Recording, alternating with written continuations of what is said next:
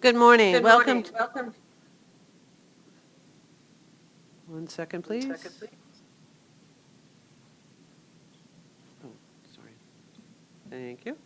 Okay, we'll start over. Good morning. Welcome to the Affordable Housing Advisory Board meeting on Monday, April 11th, 2022. I'd like to call the meeting to order and start with the Pledge of Allegiance. If you please stand, or you'll see a flag on your screen. I pledge allegiance to the flag of the United States of America and to the republic for which it stands, one nation, under God, indivisible, with liberty and justice for all.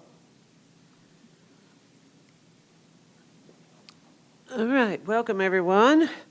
And today is a hybrid meeting. We have some of our board members that are actually attending virtually, as well as our wonderful housing director, Ms. Cheryl Howell. So I also received from our very new, brand new board member, a letter letting me know of his absence. Julius Adewap, I can't say how do you pronounce his name? Adewapo, okay. He is in the process of coming on board, and but he had already had something scheduled, and his start date was moved, so he's unable to attend this morning. So with that, I'd like to ask our absolutely wonderful new staff support, Ms. Janiqua, to do a roll call, please. Overman. Here. Rosenwasser. Here. Myers. Here. Mathis. Here. Powell. Here. Jackson Sims. Here. Abel. Goods. Sarah Combs. Here. David Hollis. Here. Dr. Gordon.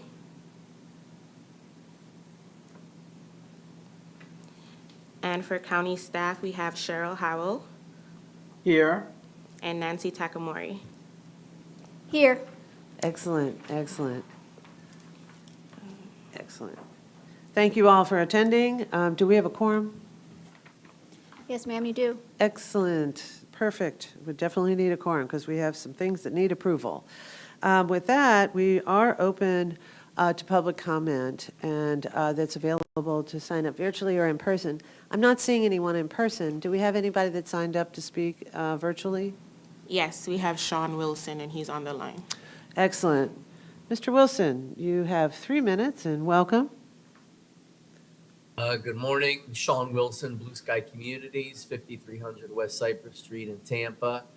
I haven't been in front of this board in several months, so I wanted to just give a brief update on Blue Sky Communities' current activities in the county. We have Uptown Sky, which is on Fletcher Avenue. That's under construction right now, and I think it will be complete in about 6 to 9 months.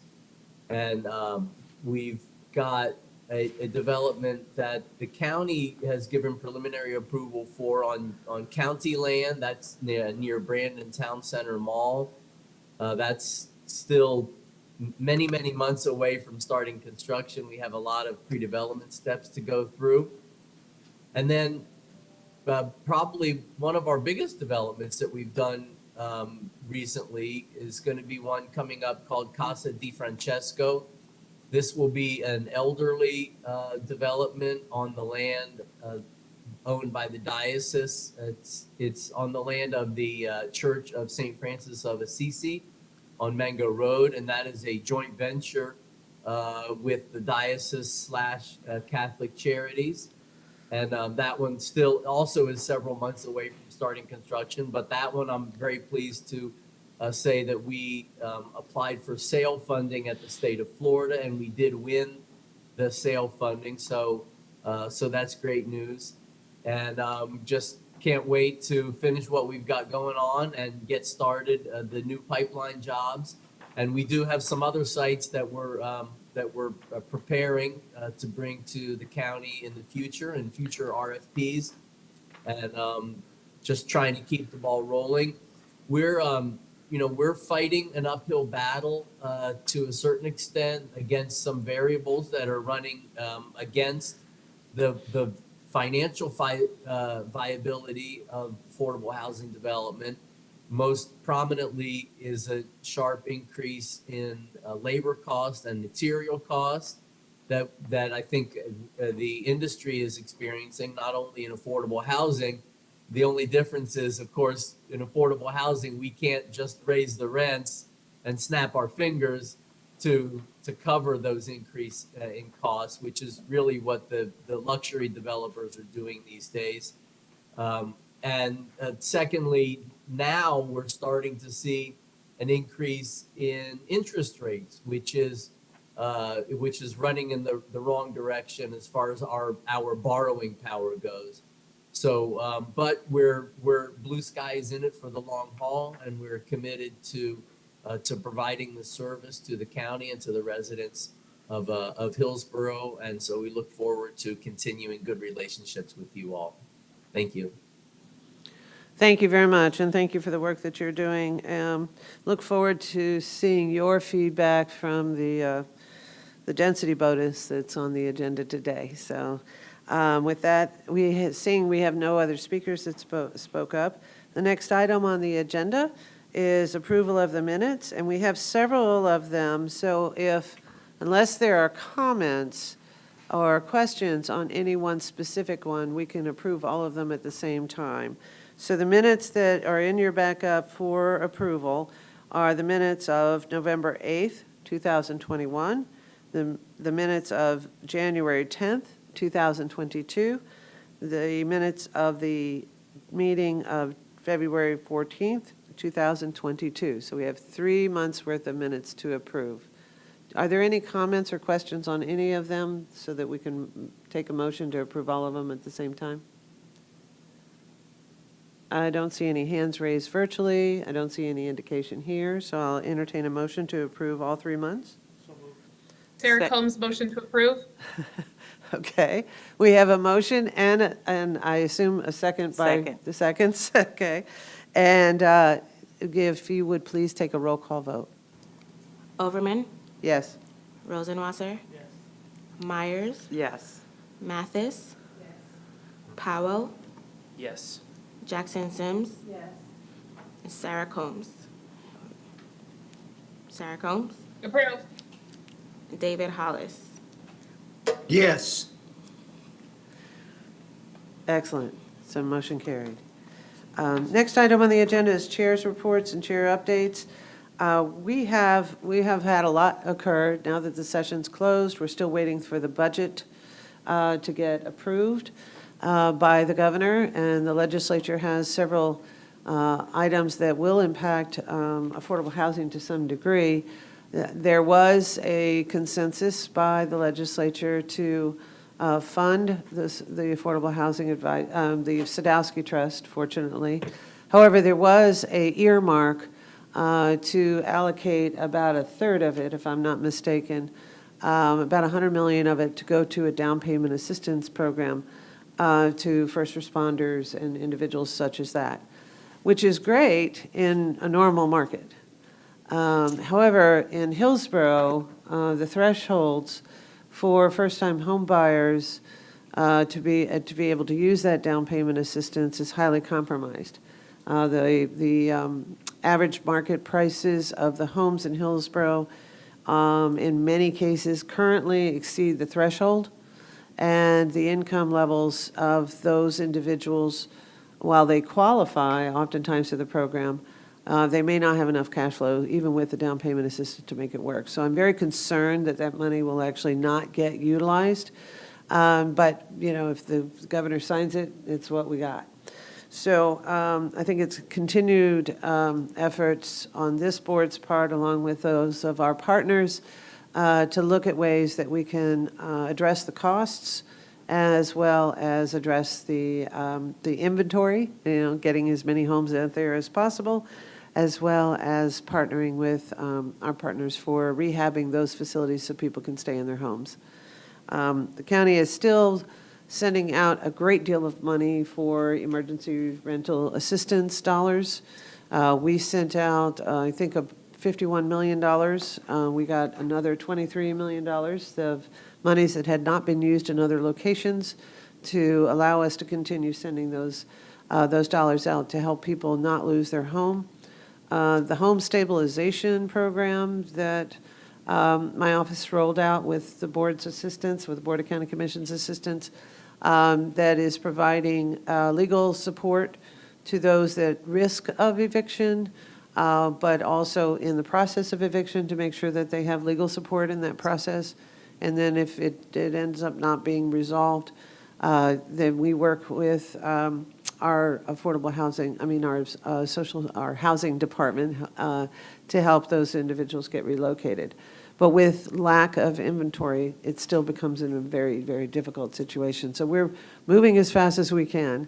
Additionally, I'm looking to bring a collective of all the resources in the area of housing as an information piece to send out to the neighborhoods in order to make sure that that information gets out to our community so that those people that can take advantage of those programs are aware of them. And so we've made some good progress in getting the information across the board.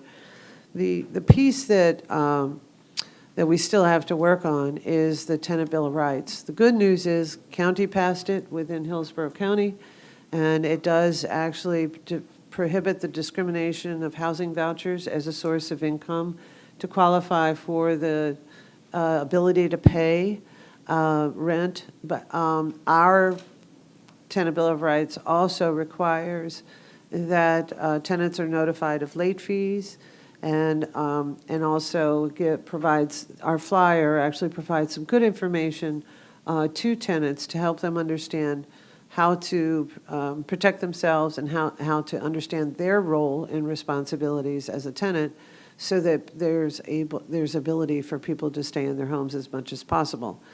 The city of Tampa recently did adopt the Tenant Bill of Rights, but it's my understanding that they waived or did not include the notice of late fees, which means there's a different set of rules for City of Tampa than there is for Hillsborough. They will have to come up with their own information and communications piece, and there's not as easily a way of collaborating with code enforcement when issues are involved. So while I'm really glad they passed it, I'm a little concerned about the differences, but I'm hoping that both the city and the county are successful in making sure that tenants have a good understanding of what's available to them to protect themselves. Additionally, we're waiting on Temple Terrace and Plant City. Temple Terrace, I've spoke to several of the board members that are not on this board to help them understand where they are, and I believe they're going to be working with Ms. Takamori's office to make sure that if the board is made aware of it, the agenda, get it on their agenda, and hopefully can adopt it as soon as possible.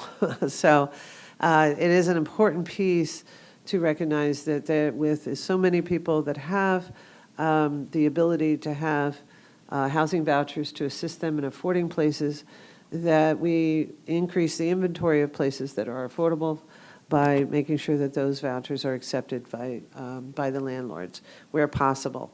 It doesn't mean that landlords don't have criteria that they still can use. And one of those, which is quite dismaying, is the fact that an eviction has been filed, even though it may have gotten resolved. So, for example, we have individuals who have used our eviction mitigation home stabilization program, have had legal representation, have used ERAP funds to pay the landlord in full, and they've either been able to stay or they've been able to, or they've found themselves where the rent was raised, where they had to leave.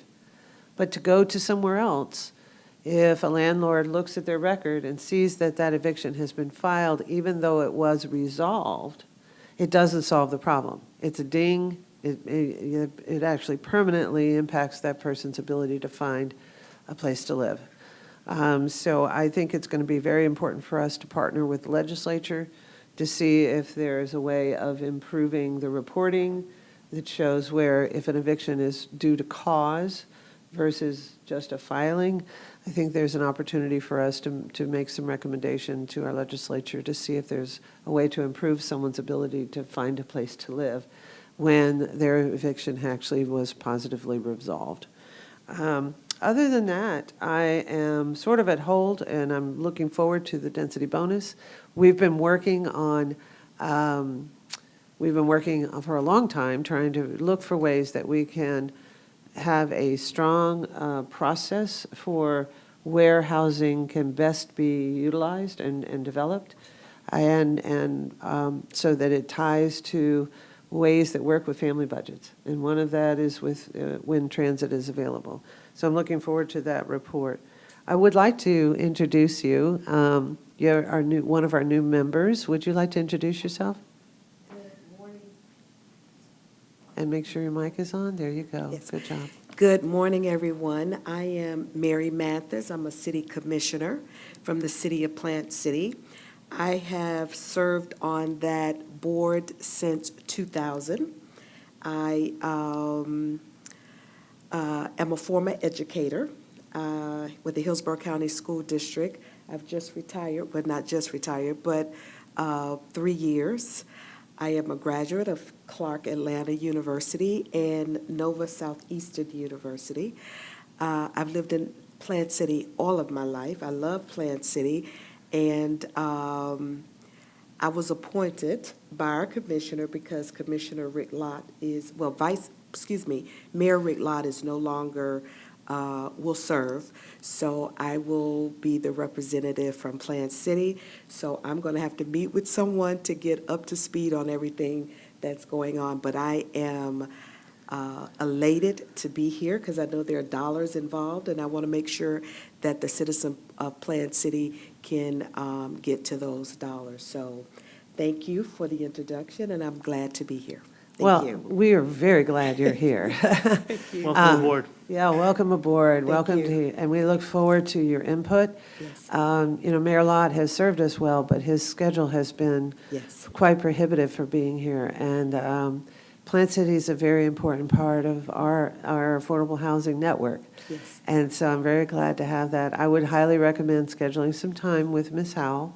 You have 3 months' worth of minutes to read. Yes. And and as it pertains to the Tenant Bill of Rights that Plant City has not yet adopted or considered, as far as I know, I'm sure Ms. Takamori can assist you. She's been a terrific support for the Affordable Housing Advisory Board, and welcome. Thank you so much. Thank you for being here.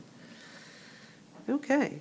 With that, I'm going to turn it over to Cheryl for the rest of the agenda. Director's report. Great, thank you. Thank you so much, Commissioner Overman. And Ms. Mary, I look forward to working with you, and we'll schedule some time out. So this morning we have Tyndale Oliver, previously Tyndale Oliver, Banesh coming to us with a density study report. And without further ado, I want to introduce to you Jay and his team that will be presenting this report this morning. Jay? Thank you, Ms. Hallis. Jay Collins with Planning Commission staff.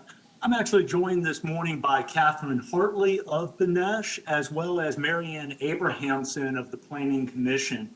And if it pleases the chair, I'm going to go ahead and share my screen and bring up the presentation. So this is the Affordable Housing Density Bonus Study that has been ongoing now for quite some time. And basically what we were looking at is some existing policy that is within the comprehensive plan and updating that policy in respect to not just this policy, but also as part of the housing element, which is being updated right now for unincorporated Hillsborough County. So a little background information, we all know this, right? This is basically Economy 101, supply and demand, where demand far outstrips supply that we have. And it looks like that will actually continue into the future. So it's important that we all have these conversations and we look at recommendations going forward to alleviate some of these issues. So a little bit about the existing policy and code that we actually have. So there's a rezoning and a conditional use that we can work through within density. There is the language itself that you find within the code and the comp plan. It's a little convoluted and it's not the easiest thing to interpret for the market or for staff. The projects have a variety of different acreage thresholds that you have. The process, obviously, for a rezoning in unincorporated Hillsborough County at times can be long, at times it can be expensive, and that outcome is not certain, obviously, because you go through a rezoning. The 351 eligible acres, that is taking a very prescriptive look at what the code actually says today. So that's one of the things that we wanted to look at, is to uncouple some of this language that is there and say, well, what do we really want affordable housing to get to, and what are we asking of it if we are being so prescriptive in some of the language for it? So one of the things that we always do is we want to ask, what are our big brothers and big sisters and little brothers and little sisters doing? What are the other jurisdictions doing? So all of them pair density bonuses with other incentives. We do that here in Hillsborough County. The approval process varies.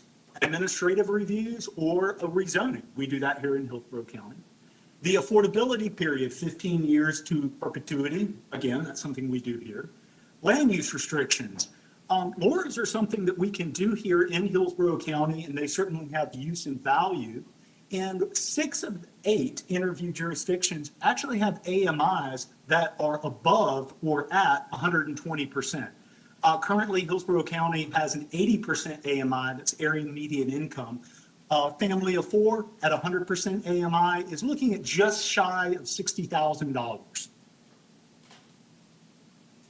So a little bit about what are these other jurisdictions looking for in their affordable housing? Proximity to transit, neighborhood services, employment, schools, all of the things that make up a neighborhood. One of the things that we wanted to focus on was transit availability. Adequate infrastructure, well, that's a given thing that we want, whether it's roads or sewer and water. Location of it. Obviously, we're not looking for any type of increase of density in unincorporated Hillsborough County within storm surge areas, within that coastal high hazard area. Site design relief, whether it's parking and setbacks. Mixed use provisions. Obviously, as your neighborhoods redevelop in the county, mixed use provisions will be viable and will be something that will be needed. And then one of the last things that we mentioned here, but is probably one of the most important things in it, is the financial viability of that development. So what can local governments put in, or what can that developer put in? Again, more local funding than just LIHTC funding. That was a big thing. Availability and and this is when we had the conversations with some of the local development interests in Hillsborough County and beyond. So the availability to acquire surplus parcels at below market rates. So if I can go ahead and buy something on the market for under the market rate, I then can offset some of that cost and provide those affordable units. The Hillsborough County and other government agencies have the ability to land bank. And this is something that should be looked at in the future, especially when we start talking about transit-oriented development and other types of policy going forward. Reduced waived fees, the locational requirements not exceeding the strictness of the funding sources. This was a very big one. If the funding sources that are state and national sources are looking at a 1 mile radius, then why do we in Hillsborough County have a half mile radius? And if we do have a half mile radius, what is the reasoning for that? Reduction of parking and setbacks. We'll talk a little bit about density. There's going to be a place when that density gets to a certain area that the parking will become prohibitive to the actual development if we don't do structured parking, parking garages, and the like. Exceptionally shorter approval process. Obviously, time is money. And then administrative approval versus public hearings. When there is certainty in the market can deliver. And that was one of the things that, again, a lot of the development community told us, is that a rezoning at times can be prohibitive because you just don't know what your outcome is going to be in the end. So what are some of the policy recommendations that we have coming down?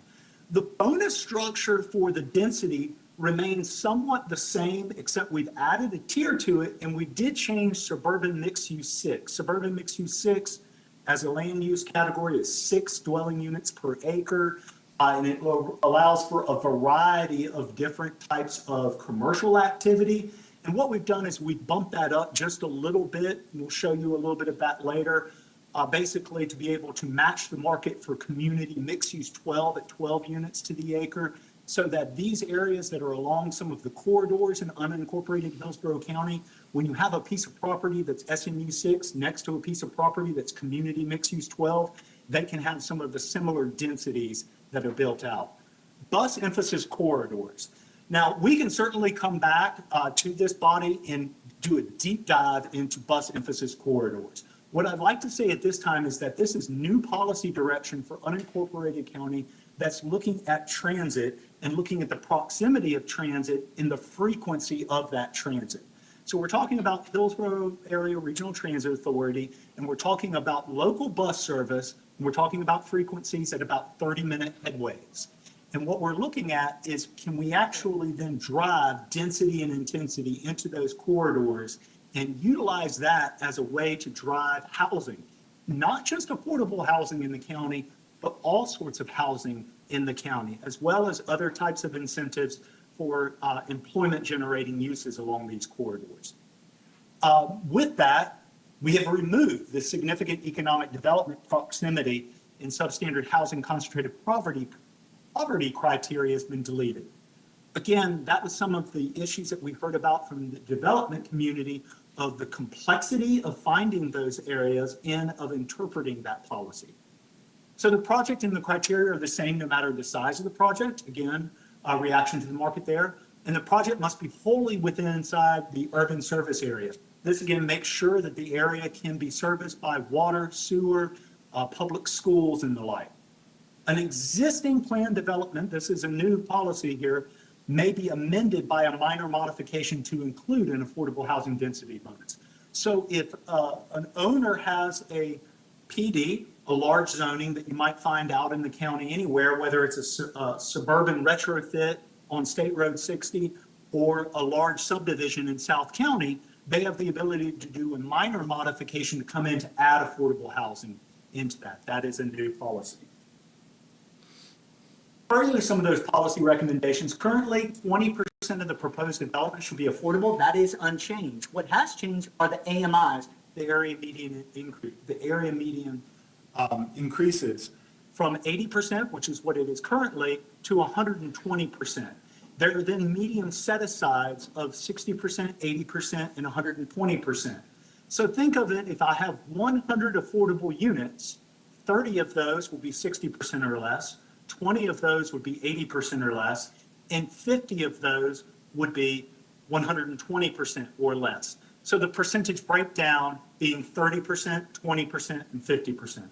Also a reduction of some of the setbacks, building separation, and then no minimum site or lot area. Again, this is something we wanted to make sure that missing middle and along some of these bus emphasis corridors, that you can actually have infill projects in these areas. So here's actually a little bit of the math and a little bit of a breakdown. Basically, you can see the current policy, and this is with a residential 9 piece of property. That residential 9 piece of property would be allowed as many as 12 units to the acre under the current housing, current affordable housing density bonus. That would allow you the opportunity to have 24 units that are affordable. In the future, the proposed policy also does 24 units, but as you can see, the AMI breakdown changes quite a bit. And we've introduced that 120% AMI into the threshold. Taking it one step further, if you are located along a bus emphasis corridor, and we'll just go ahead and throw one out there, US 92, Hillsborough Avenue, running through town and country or running out, going east out in unincorporated Hillsborough County. That area would allow you the opportunity to have additional affordable housing density units, as well as additional market rate units that would be built into that. Also, if you are along some of these corridors and you are 1 acre or less, we're looking at an AMI of 80% or less, or you can do the breakdown of the 60, 80, or 120. We want to make sure that the development community and the affordable housing experts have the ability to say what works for them. So if you want in some of those infill areas, you may not be able to do that breakdown of 60, 80, 120. Instead, you might just be able to do the 80% breakdown. So future considerations, like any good student, as we go through this, there's always other conversations. So one of those is to consider reduced parking in conjunction with those bus emphasis corridors. Again, if we are in a transit-rich environment, perhaps we can reduce some of the parking in those areas, which might spur some of that development for the affordable housing. Consider secondary planning to zone for affordable housing. What this means is when we do planning, whether it's such as a transit-oriented development or neighborhood planning, can we proactively zone an area to allow it by right to build for those affordable housing? So perhaps it's something that says, this is an area that has 6 units to the acre as a current zoning. Maybe you would automatically be able to go to 9 units to the acre for affordable housing, and you would simply go to permitting to do such a thing. Administrative approval versus the rezoning. Again, that goes right back into that secondary planning for affordable housing. Expediting of the rezoning process, if you don't have an administrative approval, this is again one of the things that we were taught to by the development community of the length of time it takes. And then this was something that we were just basically trying to understand. In density, we always round down. So if I have something that I've done the math and it says 13.2 acres, that's 13 acres. That's 13.2 units is 13 units. I don't round up. Well, perhaps we should round up in affordable housing. So if I have 13.2 affordable units, I would round that up to 14. It could be something that is very slight, but it might be helpful. So what are some of the next steps? Again, we want to continue to integrate with the housing section of unincorporated Hillsborough County into the comprehensive plan. Ms. Howell and her staff have been very integral in this, as well as Mr. Gormley and his staff have been working with us to this. We anticipate a workshop with the Board of County Commission on May 11th. This summer, we will have some public engagement along with the housing, and then we anticipate some public hearings out of that for the housing element. And then finally, we're looking for adoption hearings for the housing element in the fall. And with that, this study, as well as some of the other information for the housing section, you can find on our website. Again, Dinesh, the consultant in this, has provided a very lengthy study. That study is now available, being released on our website today. And with that, this concludes my presentation, and I thank you for your time. Thank you Thank you very, so very, much. very much. So there's a lot of good information in here. A lot of the data that we use for our demographics and our population and changes is in depth in the report, which is great. Much of it looks like it came from the Schimberg report, which we saw in 2021, and it only actually goes through, in some cases, through 2019 through 2020. And as we know, the world is on a rapid trajectory towards a bigger project, just given what's happened in home values as well as rents in the last even 9 months has been exceptional, to say the least. But I think that what I did take a look at the entire report over the weekend and did see that there's been a significant change just in the data that we saw from through 2019 in terms of the number of population. We've seen what looks like a 42% increase from 2000 to 2019 in population. And that is astounding. And then we've only seen that accelerate since 2019. So we have a lot of folks moving here. The workers that are moving here are still in in occupations that allow them to be eligible for affordable housing. When you have an opportunity to take a look at the report, there was information on various different occupations, for example. So firefighters, law enforcement, nurses, teachers, child care specialists, and I find it fascinating. We got a planner one in here too. So it kind of gives you an idea of the salaries and where they would fit as a single person on the AMI schedule. And all of them fall in under 120% AMI. So, by expanding the number, we would actually allow many more workers to be have access to affordable housing. But there is still a very large, population of individuals that are in the, between 50 and 80%. So how we do that. Jay, thank you very much for your presentation, and Miriam for the work that you've done here. This is great.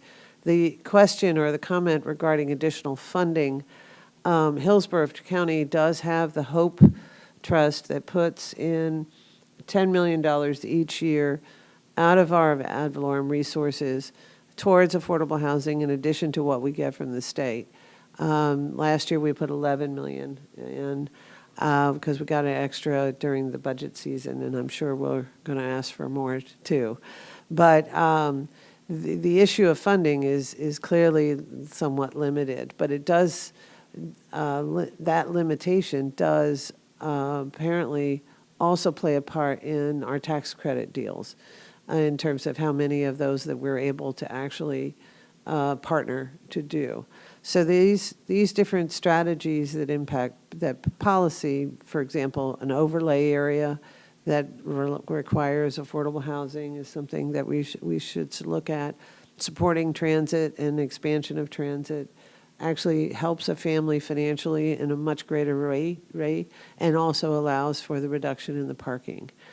So thank you very, very much for this. We will have more talk about this, but at the Board of County Commission, we'll also be looking at, in conjunction with this, a TOD study or transit-oriented development, or what we are calling bus emphasis corridors, development strategies for reducing the administrative level, but also increasing the opportunity to make affordable housing even more affordable as it's tied to transit. So, Cheryl, do you want to reach out? I don't see any other hands raised at the moment, though.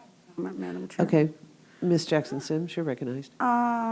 Jay, did you all consider adding expedited permitting and expedited inspections to the process? Because it's one thing to expedite the rezoning process, but if you can't get the permit out and you're in a backlog in permitting and you're in a backlog for inspections, your dollars are still continuing to run up. And right now in Hillsborough County, there are challenges going on in permitting and a backlog.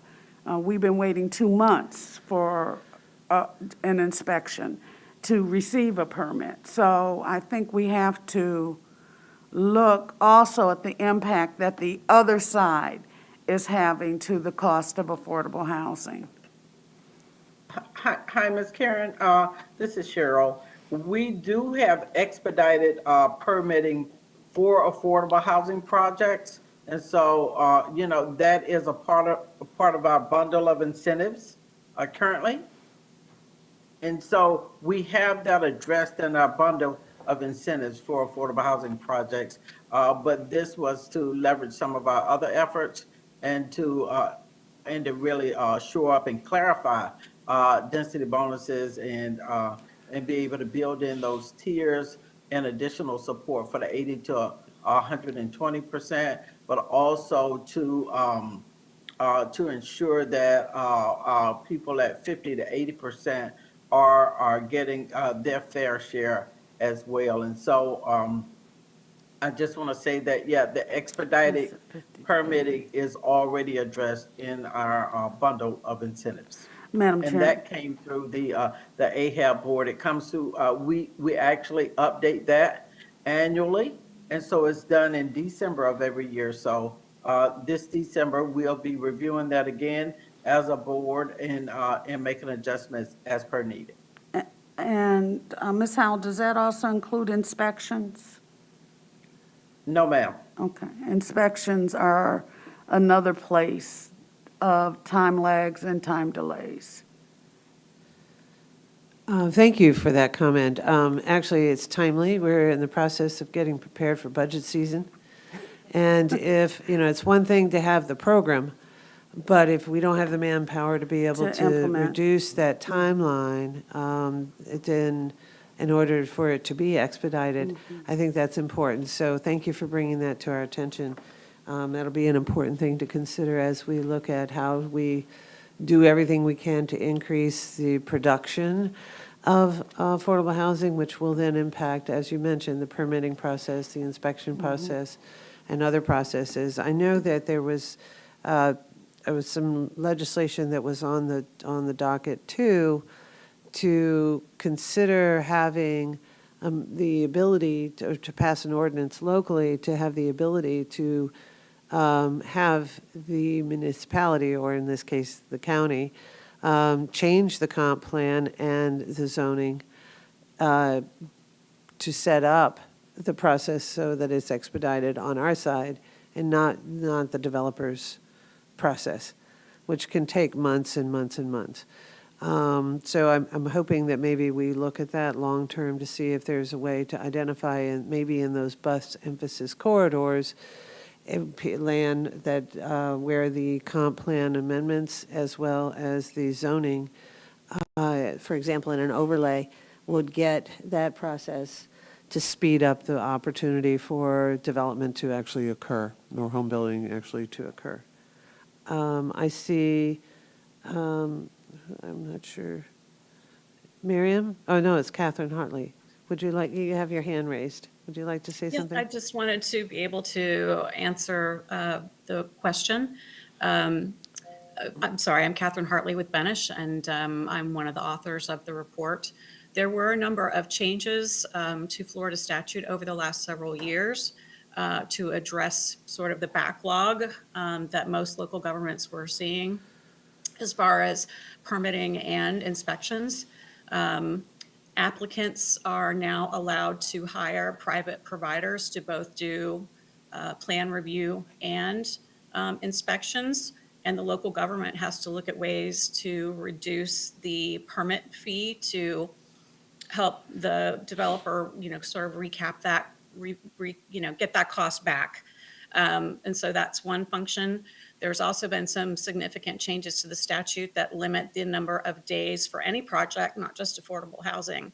They only get a certain amount of time to review a project, and if they don't respond, then the project is automatically approved.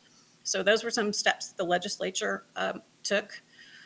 And I gave, also I looked at the incentives that the county currently offers in the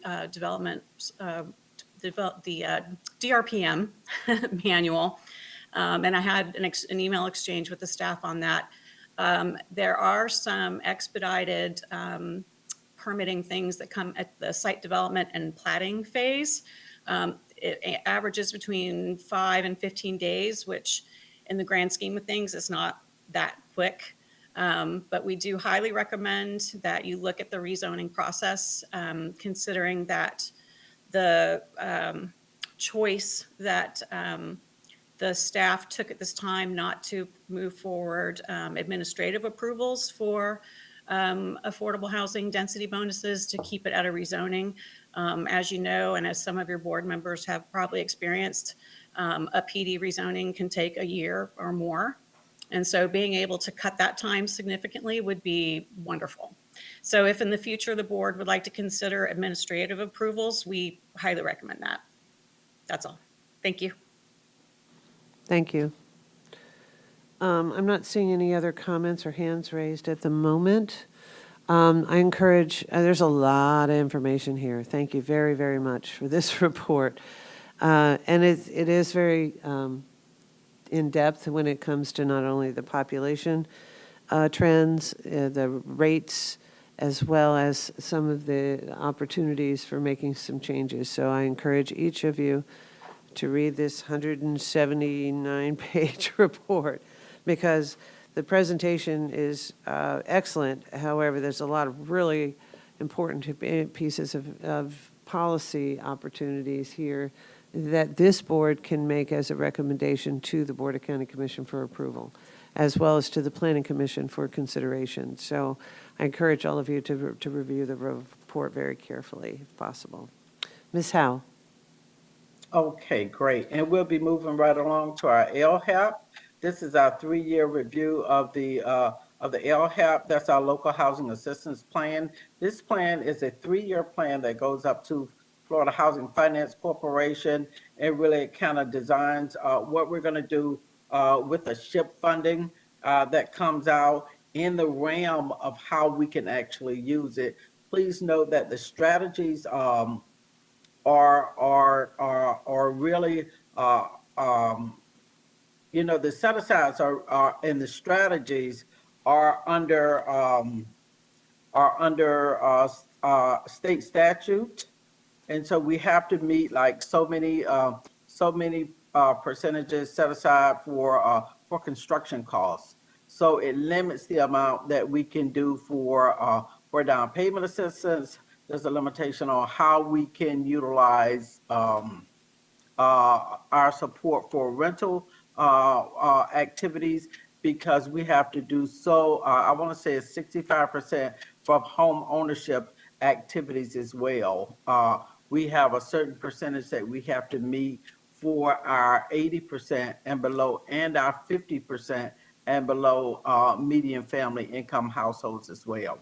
And so we sent the report out earlier, hoping that you would have had an opportunity to really read it. We went through it this year with a fine-tooth comb, making changes and adjustments so that we can create an easier process for our residents. So one of the complaints that we have been getting is that it's just kind of burdensome getting through the process. And so for our vendors and for our applicants as well. And so we try to create an easier process so that they can get the assistance that's needed, but also for us to remain, of course, in compliance of all of our set-asides and the statutory requirements. So I hope you got an opportunity to read through the LHAP. Are there any questions or comments currently on the LHAP? And this is up for review.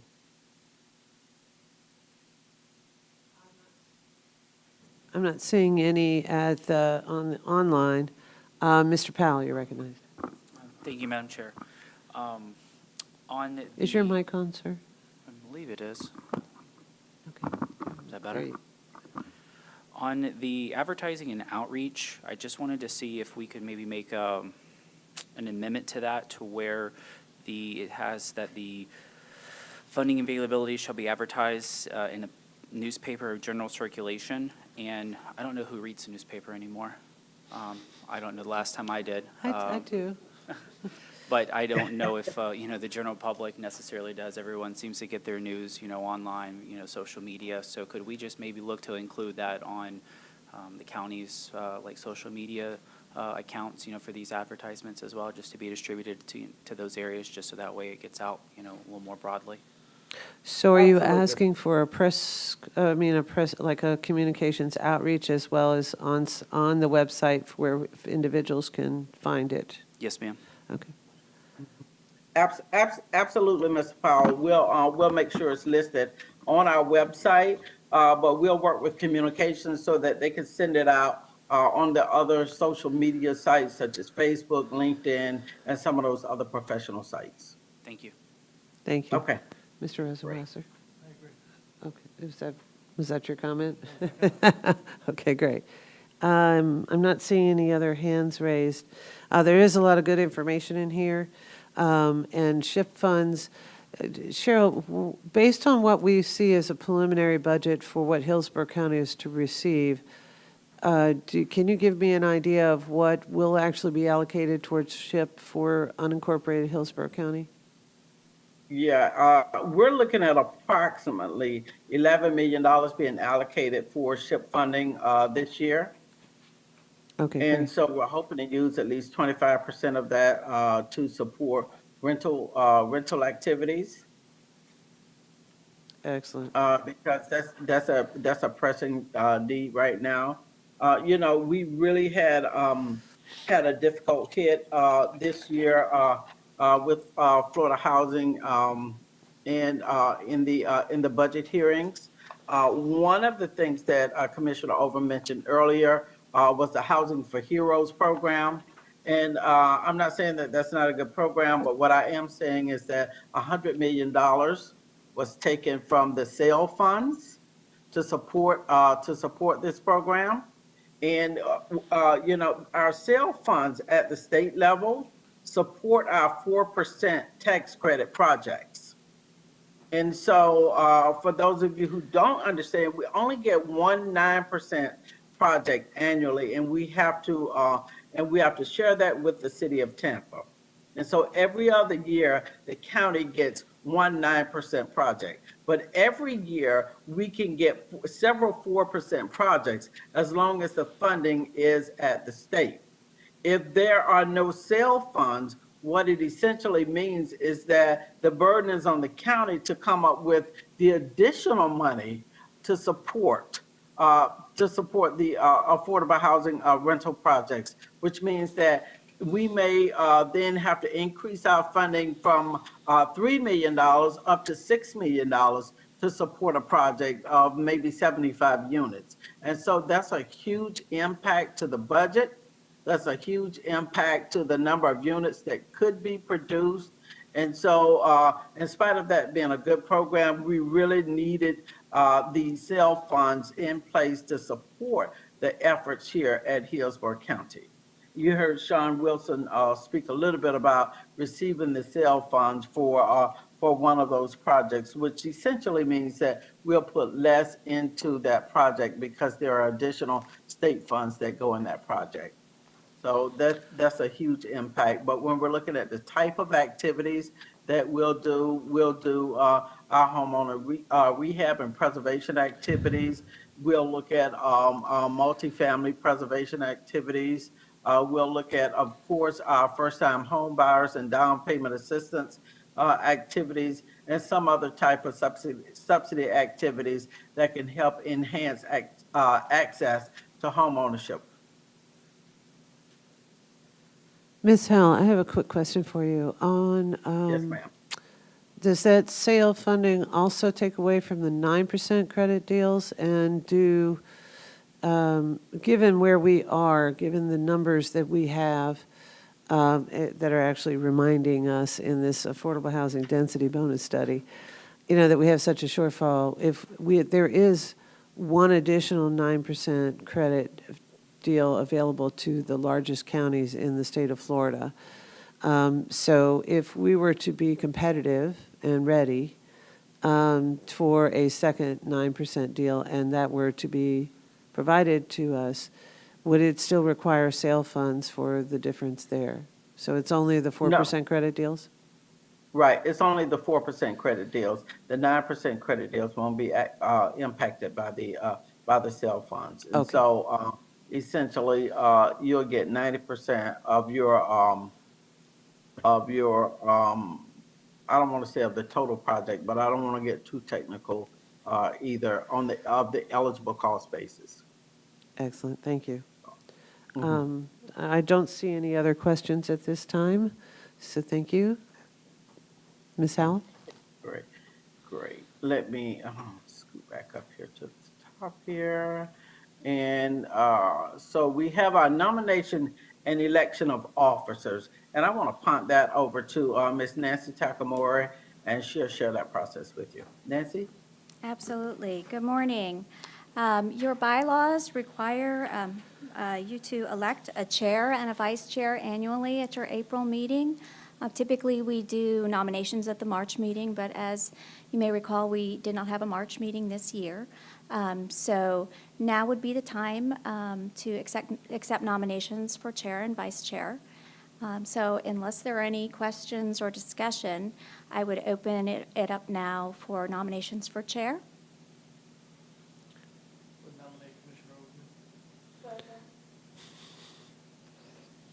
Thank you. I guess. Thank you. No, I appreciate that. Thank you very much. Mr. Rosenwasser made a nomination for Commissioner Overman for remaining in chair, and we have a second from Ms. Jackson Sims. Were there any other nominations? So hearing none, we can close the nominations for chair and open the floor for nominations for vice chair.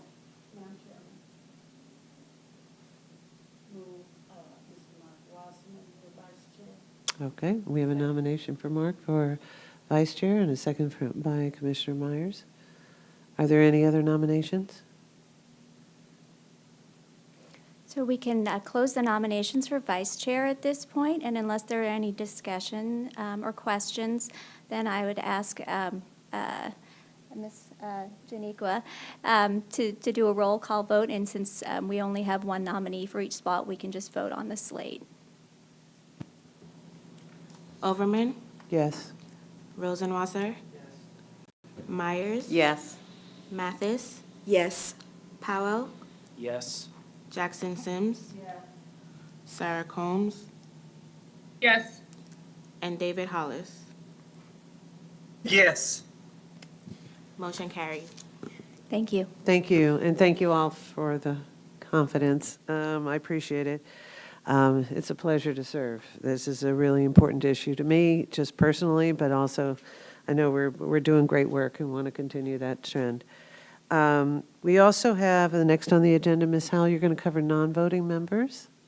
Yes, and so the next item on our agenda is the non-voting members. As you recall, we took something to the board. I want to say we took our resolution to the board a few months ago, and they supported us being able to, the AHAB being able to bring on non-voting members. And so we had an opportunity to bring back some really important voices back to this AHAB board. And so I'm excited. This morning we had two previous board members that still really wanted to participate in AHAB, and the first being Professor Elizabeth Strom, and we also had Ms. Chrissy Nieves.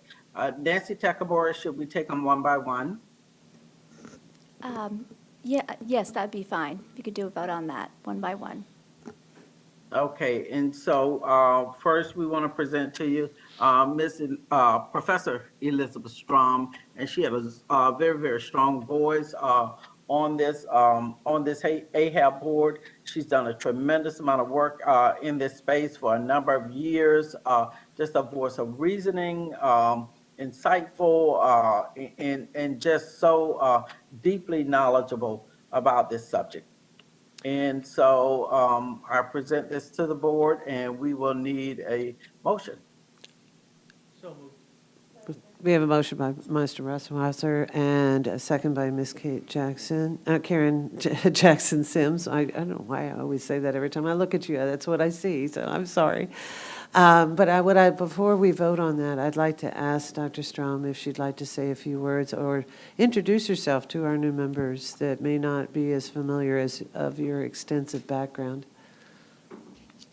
Sure. Thank you for giving me this opportunity. My name is Elizabeth Strom. I'm on the faculty of the School of Public Affairs at University of South Florida. I've been doing housing research since the 1980s. At that time, I lived in New York and did research there. And so I teach classes in housing and community development, and I also work on research projects ranging from creating artist housing to affordable housing issues to eviction prevention. And I had served as a member of this board and would love to keep being here just to hear what you're talking about, and if I can help with anything from my work life, then I'd be happy to do that. So thanks again for giving me this opportunity. Well, thank you for not allowing us to have you run away when your term ended previously, because I think this board and the community is very well served by your voice. So I really, truly appreciate you Absolutely. coming back, and thank you very much. So with that, do we need to take a vote? Yes. Yes. Overman, Yes. Rosenwasser, Yes. Myers, Yes. Mathis, Yes. Powell, Yes. Jackson Sims, Sarah Combs, Yes. and David Hollis.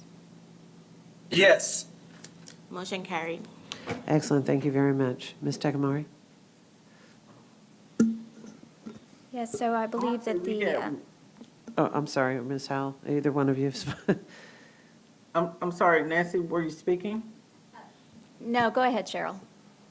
And next we have Chrissy Nieves, and Chrissy served on our board previously as well. Chrissy served for 2 years. She was in the, or she is in the real estate industry. She brought a lot of fresh information to our board, very supportive, very insightful, and she still has a strong desire to participate and have a voice and influence on this board, and so we will need a motion to support her continued involvement on the board. Do I have a motion? So moved. We have okay. Okay, we have a repeat motion for Ms. Nieves to return to the board because she's been an advocate. I don't see her present online to make comment. She's not present this morning. She typically is, but she's not present this morning. I Okay. think we need a second. Excellent. And seeing no other comment, please take a roll call vote. Overman, Yes? Rosenwasser, Yes. Myers, Yes. Mathis, Yes. Powell, I'm abstaining. I have a conflict of interest. okay. Jackson Sims. Combs Yes. and Hollis. Yes. Motion Great. carried 6-1. Excellent. Thank you very much. And Ms. Takamori, if you could make sure that Mr. Powell is able to obtain a conflict form, that would be great. All right, terrific, guys. Thank you so much. And it's such a great opportunity to have some voices that have been here for a while to share. So thank you very much. Ms. Howell, the next item? Yes, and we'll be sending official letters out to each of our new members as well. And the next item on the agenda is the recently approved agenda items, the BOCC agenda items. I hope you had an opportunity to be able to review those. Are there any questions about any of our recently approved agenda items? I don't see anyone at the moment.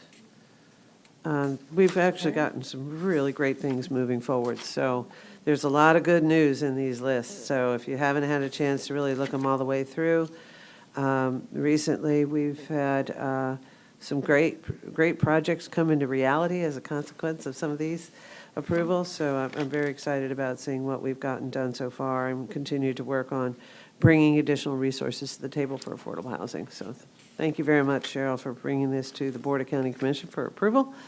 And I'll put the back to you.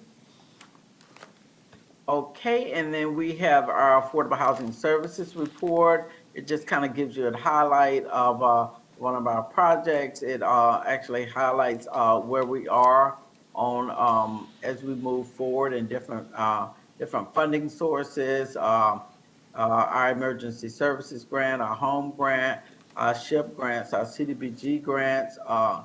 We currently have 30 different projects that are in process, and we're working feverishly to get those funded. And we also have a report on our efforts under the COVID-19 funding as well.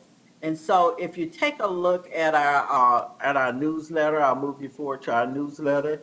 You see that we have a project here, New Life Village.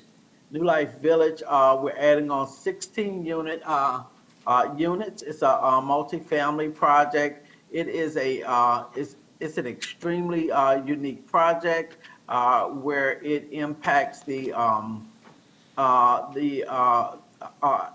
it has elderly residents, and they place young children who would otherwise be involved with children protective services, and they place them in that setting. It's a really unique project. They're parked out there. They have support services on site to support that process and the families. And so many of the children will go into foster homes, and this is a type of foster home, but it has so many supportive elements to it. You know, we're happy to be able to support that. It's a $4.6 million project, and we were able to contribute $1.7 million towards the support of this project. And so we are anticipating an opening date of that within the next 6 months or so, so I look forward to that. The next item on the agenda is the 2022 calendar. We are moving forward in a very, very bold way.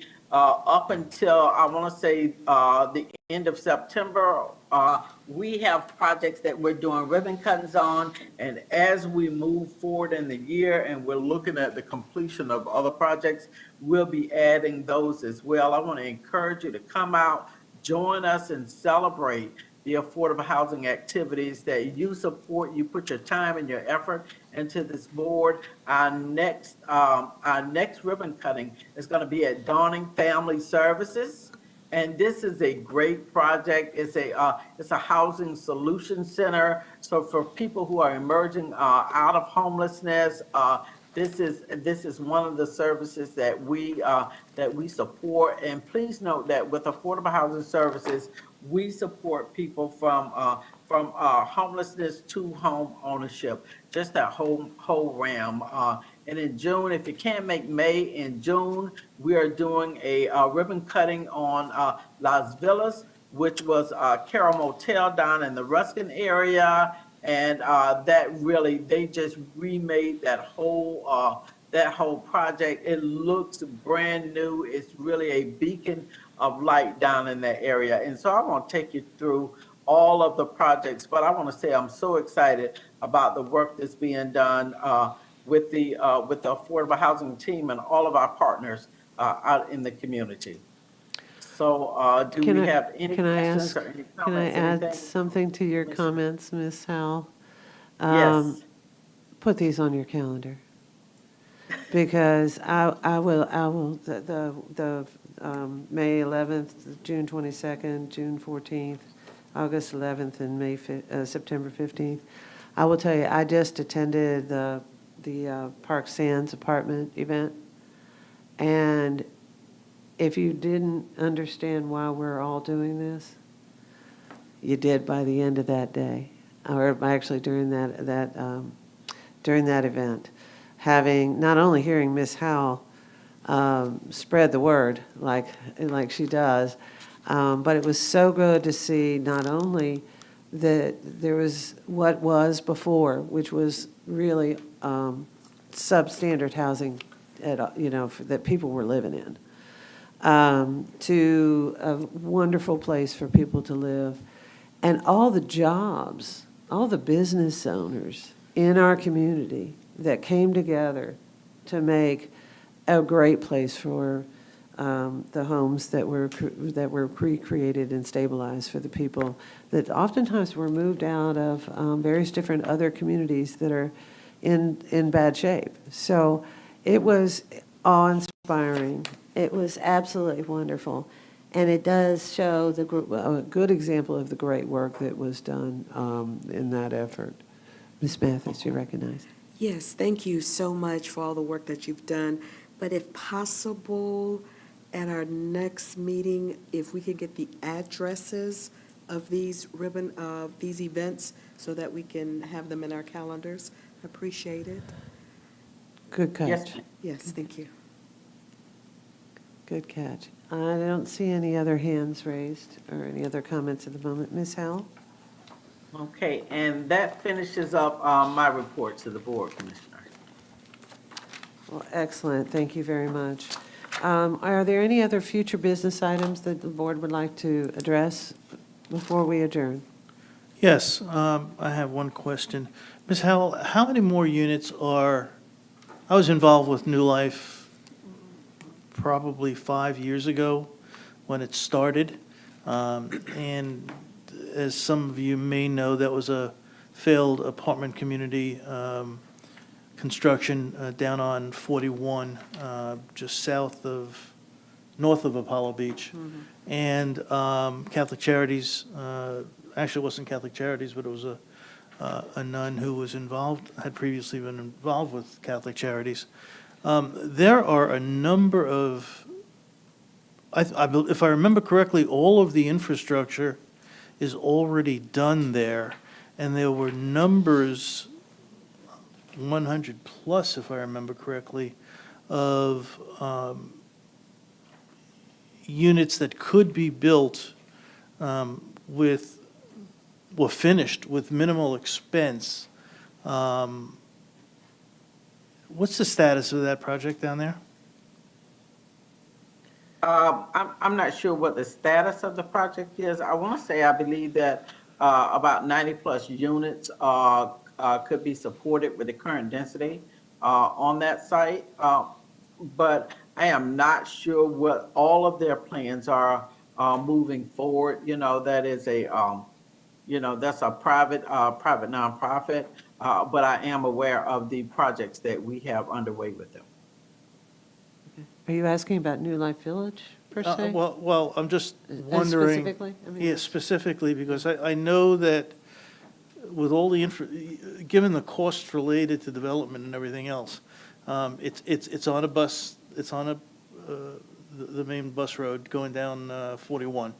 And all of the infrastructure was done. There is a real need in that area, and I'm just wondering if we can work, and I'd be happy to get involved with them since I was involved, to see if they want to, or if they have an interest in making more of those units available to affordable housing, because the basis behind the concept is absolutely wonderful, as you commented, and I think it can serve a number of purposes. Two principal ones are the relationship between seniors who need affordable housing and children who need direction, who would normally be left alone because maybe mom and dad or mom or dad are working, and so the children have the guidance and are provided the direction to do their homework and do the things. It's a wonderful community. It has amenities there that you may not find in most. It's got great density, and I think that there may be a possibility there. I know a number of the senior board members there, to maybe get them to meet with you and make more of a commitment to affordable housing, and given the commitment that the county has made to them. The last time I went down there, they were very- adding additional housing units to the additional land that had not yet been developed. Right. They've put in a pool and a playground in order to make sure that they had the amenities that would support more children and adults for exercise and play. But they were expanding the entire area to incorporate additional housing. And I believe that other than seniors, the target are foster families or Right. of parents or single parents where they have foster children as well. So it is a terrific program. It is just, it's a model for success.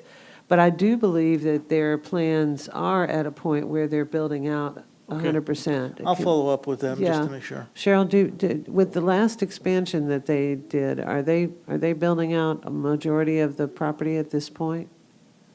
They're doing it in phases. I just don't want to speak on another organization's efforts. We could certainly, I work very, very closely with Morale, and I have for a number of years. in doing several different projects. So this is one particular project that we've done with them, but we've actually done 3 total projects with them. And some of it is around amenities and ensuring that that they have things on site for the tenants and the children that live there. And so this was the first actual affordable housing expansion that we've done together. But it's my belief that they may be doing some more. You know, all of our efforts typically come out through an RFP. And so some of these things I'm just not in a position to be able to speak on right now, Mr. Rosenwasser. So, but I am hoping to be able to do more projects with them. Okay, thank you. If you want a good news story, that's one. So, I mean, we've got a whole bunch of them. Okay, not seeing any other hands raised, I will call the meeting adjourned. Thank you, everyone. Thank you.